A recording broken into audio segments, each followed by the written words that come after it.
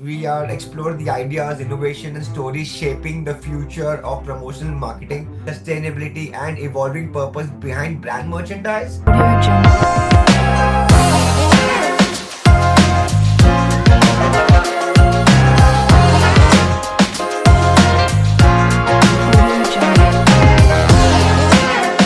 Hello, everyone, and welcome back to the Vector Art Podcast. We are explore the ideas, innovation, and stories shaping the future of promotional marketing. I'm your host Rohit, and today we are truly special guest with us joining us, Theresa Hegel, yes, Masi, executive editor for special projects and sustainability at ASI, and editor of the promo for the planet. Thank you, Teresa. Is one of the most insightful voices in the promo industry, known for her deep voice perspective and storytelling, sustainability, and evolving purpose behind brand merchandise.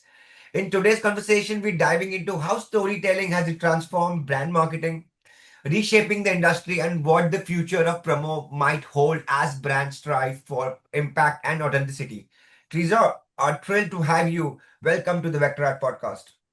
Thanks for having me. I'm so excited to be here today. Thank you. So the first question on your screen was how covered the promotional product industry extensively. How have you seen the role of storytelling involved in brand marketing, Trisha? So, I think one of the most interesting things over the last few years is how promo has been changing from transactional and kind of a commodity to being this vehicle for Right. storytelling and, conveying emotion, right? It's Right. it used to be just putting a logo on a product, and there's still people that are doing that today, but the people that are doing really well in the promo industry and that are really, I think, thriving are kind of telling the story behind the product or telling the story of a brand through products. That means like the kitting with the packaging, custom packaging, everything sort of works together. Everything is put together in a very thoughtful way. I mean, I'm just thinking of, so at ASI every year we do the promo campaign awards where we Uh-huh. actually have people in the industry, submit different like campaigns that they've worked on, and the creativity that's displayed is really impressive. So, for instance, this year, Whitestone. Are you familiar with Whitestone? They're a distributor in our industry, and they won an award. Well, they were recognized for it was a custom brick building kit that was the Okay. mascot for Rice University, and it was sent out to I think like high school, college counselors to try to get Wow. high schoolers interested. But it Wow. was like they actually could build this owl mascot. So it was like really creative, really interesting. Another one that was really interesting was Proforma did this sustainability is served campaign, and it involved a tote bag, a food storage container, a tumbler with a straw topper, and all of those products were made from preferred materials. They were all Wow. sustainable, Wow. and altogether it tells that story that sustainability can be incorporated into very everyday useful Right. items. Right. They don't have to scream that it's sustainable. They can just like kind of be there. But all of True. those products work together as this great like package. Like you can go, instead of like buying a lunch, you can pack it, and you don't have to have, single use water bottles. You don't have to have all this packaging you throw away. You Right. can have this like, all promo kit that lets True. you True. pack your lunch True. and do something good for the environment. And so that was like a whole story it told just from, three or four products put together.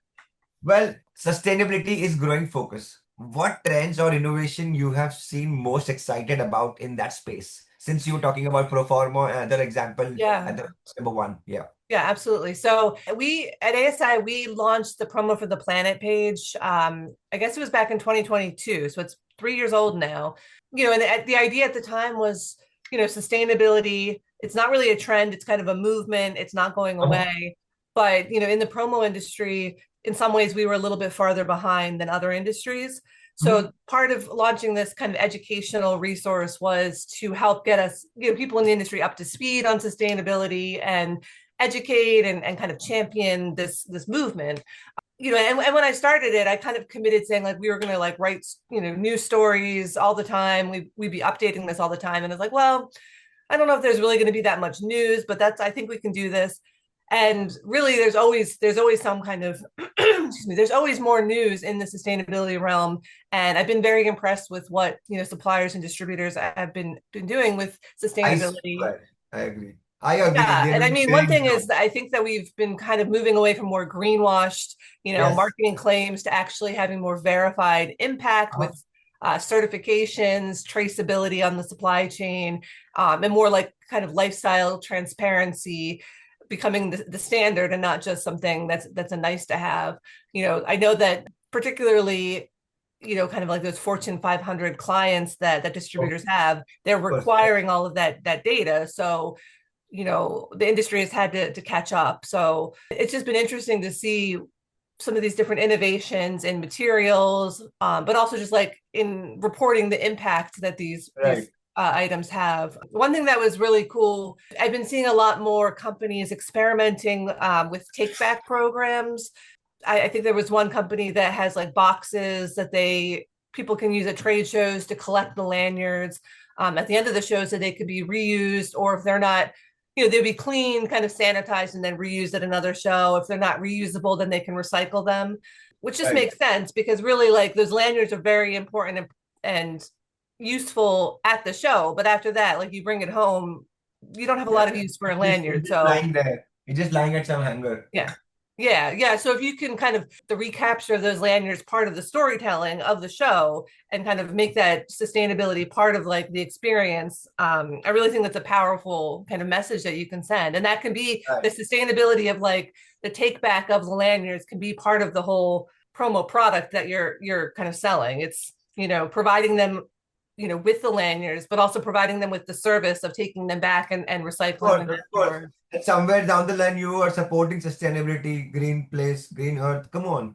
Reuse is not a bad idea. I mean, yes, there's wash, reuse, and laundry and Mhm. reuse. It's Yeah, okay. yeah. So And another thing, the beginning of this year, we did actually in Counselor Magazine, our January, our winter issue, we did a whole sustainable fashion photo shoot. So it was all right, like upcycled fashion, recycled materials, like things that were like re-dyed and or like taking like patches are a huge thing in the industry where you can use a patch to kind of cover over a logo that's obsolete or cover over a hole, like what I mean, there's so many cool things that you can do with sustainability if you just sort of right. kind of think outside the box a little bit. And I Well, think I more people in the industry are doing that. of course, and what I see when you say Fortune 500, when you see exhibitions, expos, ASI and PPI, I've seen more of suppliers and distributors. Good thing that they're supporting sustainability towards the green side, towards reuse, recycle. I would not say that I have not seen any single, but I would say 10% yes, following the back old style. However, 90% of it has evolved. Yeah, Our yeah, target audience, promotion product industry has evolved towards this, which you have got this on place today. Sustainability is growing focus. Yes, it is a growing focus. yeah, for sure, for Third sure. question, from your perspective as an editor and observer of the industry, what defines a truly memorable promotional campaign? So I mean, obviously things that are creative and visually striking, if they actually are something that photographs well, that's going to be really memorable.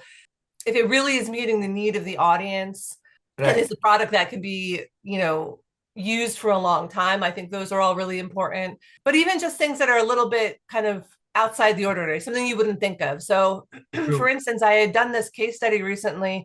There's a company called Jackalope Creative, Right. and they worked with a very small company, like old rotary telephones Right. with the dials. So I mean, we have tons of them. People don't use them anymore, but there's tons kind of like floating around because it used to be everybody in their home had at least one.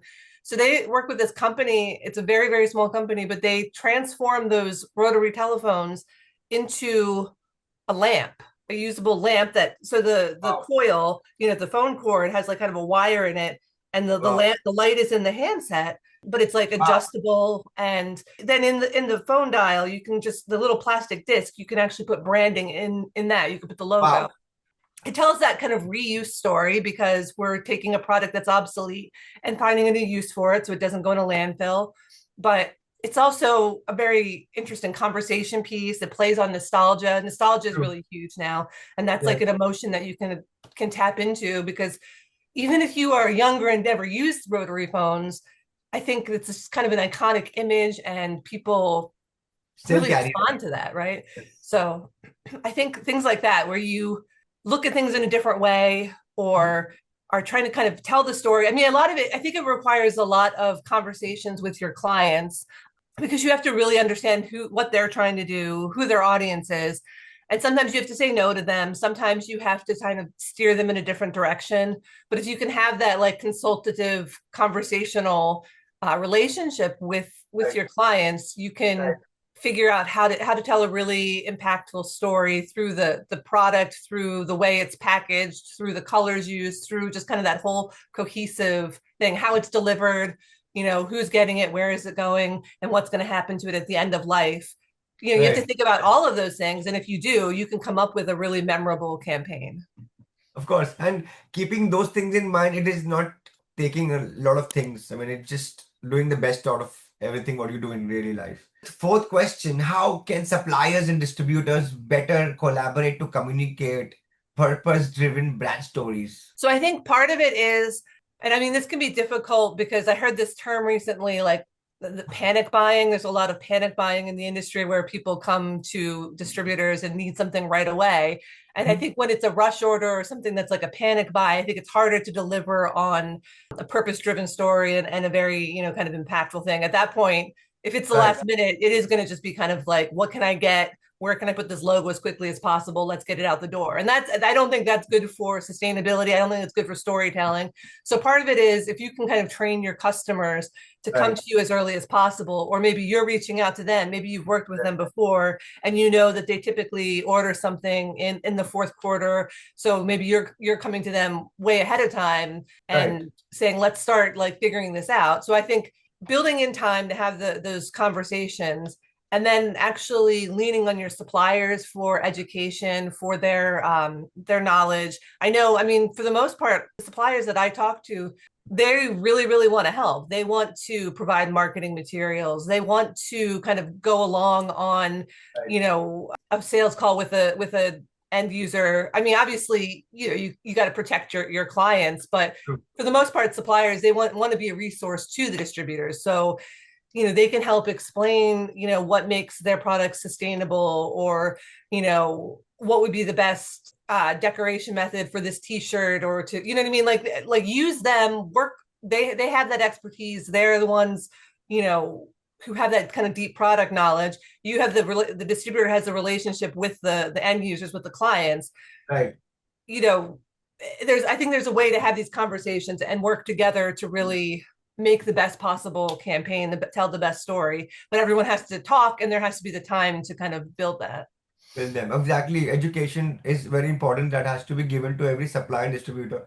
At least ASI has taken that perspective, and PPI, both you guys, that you guys are educating the supplier and distributor the best part. That let's stay connected. Let's stay all do the same thing, you know, for Yeah, yeah, sustainability. Of yeah. course. And I think there is that idea that the rising tide lifts all boats. So we Yes, want the in the past, the promo industry has had kind of a bad reputation, right? Like people are like, oh, it's just junk, it's throwaway stuff, it's trinkets, it's trash. And there's been some truth to that in the past, but there are so many like high quality retail brands, like really nice things. there So I is. think it just behooves all of us to kind of raise the profile of promo, even if it is your competitor. So it's like, if PPAI is doing something great to tell the story of promo, I totally support that. And I know they support us at ASI doing the same thing, because at the end of the day, we all want the industry to succeed and grow and kind of Of to have course, that of course. profile raised. Yes, yes, we all are here the same thing to grow and to grow the industry. Looking ahead, what do you think the future of promo industry looks like, especially with social impact and creative storytelling in play? So I think that one of the things that we've been talking about a lot this year is print on demand branding. I think that is the Right. technology is there to make that happen kind of at scale. So that is happening. And it's not just, quantities of one, but like it could be low quantities, but it's just like that streamlined way of transacting and doing business. I think that's going to be huge and continue to grow. I think personalization, hyper personalization, whether it's like you have a campaign that is all maybe the same things, but each person gets their own kind of version of it with their name on it, or something that is like very personalized to them. I think anytime if you see your name on something, it makes you Right. feel, special. It makes you feel like you're really being considered. So I think continuing to have those personalized experiences, personalized products on demand. And of course, I think AI, of course, is going to be doing more, but I think AI is great, but you do have to be a little bit careful with what you're doing, and you can't like leave the human part You, out of it. you So, can't rely on AI, boss. You have to cross-check it. You have to give correct. right prompt to get right thing, but you're still not very right. I mean, AI, Right. yes, there is AI. Sometimes but sometimes they don't give you right. I mean, I Right. also use AI in my graphics here. I Hmm. also use AI for content, and yes, of course, editing also AI use. But somewhere they don't give you. Sometimes they give exact, but not 100%, 90%, Yeah. 10%. You have to work on it. Right. Well, then the other thing too is if you're relying on AI just exclusively to create your marketing content, to create what this No, no, content, no, it no, becomes no, no. it becomes well, no, you shouldn't. I agree. You should not do that, but it becomes very bland. It's exactly what everyone else is doing, so you're not doing anything to surprise In or your delight industry, people. in your industry where news magazines, lot of news, then your story is cooked, and then AI can help you to cook it and give it to you in better format, how the format you want, or club it into 400 words. Hmm. Yeah, well, I don't do that. I don't do any writing with AI. I mean, I use AI as a tool. I would not use AI to write an article. Just putting that out there. I would not do that. But there are ways. One thing I do love with AI is how it can generate like transcripts from interviews very easily. So that saves a lot of time. I don't have to be Right, like, right, right, right. It typing does, things it out. So I does, it think does. there's ways that you can really save time with it, but you just have to be careful Very and careful. Come on, yeah, you can't rely understand. on it. I get it. Yeah. Yes, Yeah. yes. Understand what you're doing and why you're doing it. And remember that you don't have to listen to what the AI says. You are Oh, still come the on. human, you are still the expert. So kind of You rely on ask yourself a him little to do bit. for you. You don't do what he says. Don't forget that. Exactly. Don't Exactly. forget, Well, forget because it's that. like, I mean, I've heard a lot of people talk about AI. They describe it as being like an intern, right? It's like an intern that you're using. But, a human intern, you listen to what they have to say, but like they're not running the show. So you should not let Yeah. AI run the show either. Wow, beautiful, beautiful. I learned something from you today. Amazing, amazing. And it's a good thing that you've given your knowledge to us in terms of sustainability about the five question, and the sixth one was added was the AI. Thank you so much for joining us today, sharing such insightful thoughts. Your perspective on storytelling, sustainability, purpose-driven branding is invaluable. Not just the marketers, but anyone who's shaping the future of promo industry. To our listeners, thank you for tuning in. You enjoyed today's episode. Make sure you follow Director Our podcast and more conversation leaders, innovators who refining promotion market can be. Once again, Teresa, it's been pleasure having you here. Until next time, stay creative, stay inspired, and we'll see you on the next episode of the Vector Art podcast. It was a pleasure having you, Teresa. Thank you Yeah, for the yeah, yeah. again. Okay, bye. Bye.